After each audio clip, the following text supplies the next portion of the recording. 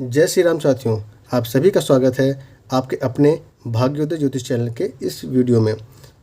साथियों, आज का जो ये वीडियो है वो कहीं ना कहीं ज्योतिष के जितने जानकार हैं या ज्योतिष को जो जानने वाले लोग हैं उन सब के लिए एक बहुत खास वीडियो होने वाली है साथियों, क्योंकि आपके सामने जो ये एक अंक जो तालिका है, ये तालिका अपने आप में बहुत ही इम्पोर्टेंट है। इस तालिका की मैं अगर बात करूं तो इस तालिका में ग्रहों के बारे में और राशियों के बारे में, उनके स्वभाव कैसा होता है, उनका किन किन राशियों में उच्च के होते हैं, किन किन राशियों में नीच के होते हैं। इसके अलावा यह सब कुछ इन्फॉर्मेशन जो बेसिक आपको एक तरह से चाहिए होता है, हम लोग कई बार इसको ज्योतिष के कुंजी बोलते हैं। जिससे आपको याद होगा, जब हम लोग पढ़ाई करते थे या जब हम लोगों को 10वीं 12वीं के एग्ज़ाम होते थे तो हम लोग एक कुंजी यूज करते थे जिसमें कि पूरे आपके सिलेबस का एक संक्षिप्त रूप में बहुत सारी इन्फॉर्मेशन दी होती है। वो बहुत कम चीज़ होती थी। सेम वैसे ही ज्योतिष के जितने भी विद्यार्थी हैं उनके लिए यह जो इन्फॉर्मेशन है वो अपने आप में बहुत ही ज़्यादा ज़रूरी है। मैं थोड़ा सा इसे एक्सप्लेन कर देता हूँ ताकि आप लोगों को इसके बारे में समझ में आ जाए। उदाहरण के लिए आप ऊपर देख रहे हैं, ग्रहों के बारे में इन्फॉर्मेशन दी हुई है।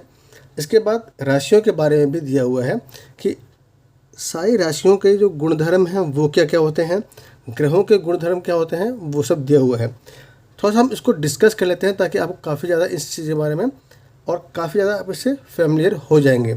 उदाहरण के लिए यहाँ पे पहले ग्रहों के नाम दिए हुए हैं, जैसे सूर्य, चंद्रमा, मंगल, बुध, गुरु, शुक्र, शनि, राहु, केतु। अब इन ग्रहों के कौन कौन सी राशियों में वो स्वग्रही होते हैं। जैसे सूर्य सिंह राशि में स्वग्रही होता है, चंद्रमा कर्क राशि में, मंगल मेष और वृश्चिक राशि में स्वग्रही होता है। बुध की बात करूं तो बुध मिथुन राशि में और कन्या राशि में स्वग्रही होता है, गुरु धनु राशि में और मीन राशि में, शुक्र वृष और तुला में, शनि मकर कुंभ में और राहु को कन्या में मानते हैं। जनरली बहुत से लोग राहु और केतु कोई भी राशि नहीं देते हैं, लेकिन फिर भी यहाँ पर दिया हुआ है। और मैं भी कहीं कहीं मानता हूँ कि हाँ, राहु को हम कन्या राशि में स्वग्रही मान सकते हैं और सप्तम भाव में केतु को यानी मीन राशि में स्वग्रही मान सकते हैं। उसी प्रकार से इनके मूल त्रिकोण राशि कौन कौन सी होती है, जैसे सूर्य की सिंह राशि, चंद्रमा की वृष, मंगल की मेष, बुध की कन्या, गुरु की धनु, शुक्र की तुला, शनि की कुंभ, राहु की कर्क मान लेते हैं, केतु की मकर, यह दिया हुआ है। इसके बाद हर ग्रह के गुण धर्म कैसे होते हैं, जैसे कि सूर्य और चंद्रमा ये सत्व गुण क्यों हैं। इसके अलावा गुरु महाराज, क्योंकि वो भी एक राजसी ग्रह माने जाते हैं और सबसे अच्छे ग्रहों में से एक है, इन 3 ग्रहों को सत्व गुण दिया हुआ है। इसके बाद मंगल राशि को तमोगुण वाला माना गया है। मंगल के बाद आपका राहु और केतु को भी तम गुणों का मानते हैं और शनि को भी कहीं न कहीं कंसीडर करते हैं कि वह भी तमोगुण का है। इसी प्रकार से ये लिखा हुआ है। और कौन कौन से ग्रह चंचल हैं, स्थिर हैं, द्विस्वभाव के हैं, या फिर उनका क्या क्या वर्ण है। इस एग्जाम्पल के लिए यह सब जो इन्फॉर्मेशन है सबसे ज़्यादा काम आती है जब कभी आप प्रश्न कुंडली लगाते हैं, तो खासतौर पर बहुत काम आती है ये। इसके अलावा इनकी उच्च राशि क्या है, नीच राशि क्या है, कौन से पुरुष ग्रह हैं, कौन से स्त्री ग्रह हैं, उनका तत्व क्या क्या है। अब इसका काम कब आता है, जैसे मान लीजिए कि कभी आपने कभी देखा होगा कि लग्न उनका जो है, मान लीजिए मेष लग्न है, मेष लग्न की राशि और का जो जातक है, अब अगर उसमें हम देखें, उसमें अगर चंद्रमा बैठ जाए तो देखिए चंद्रमा क्या है, जल तत्व राशि है, जल तत्व ग्रह है। और मेष की बात करें तो मेष अग्नि तत्व राशि है। अब यहाँ पर हम जब प्रेडिक्शन करते हैं तो हमें बहुत काफ़ी चीज़ें हमें इन्फॉर्मेशन मिल जाती हैं।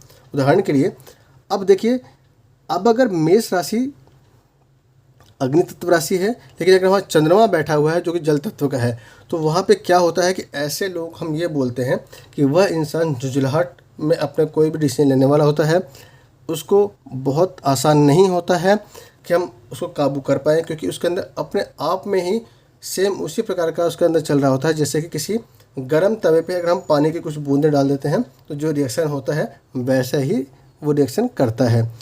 इसके अलावा कारक, संबंध, ये सब इसमें बहुत अच्छे से दिया हुआ है।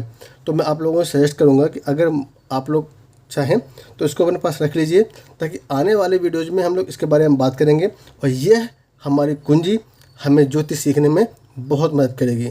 बहुत बहुत धन्यवाद इस वीडियो के लिए।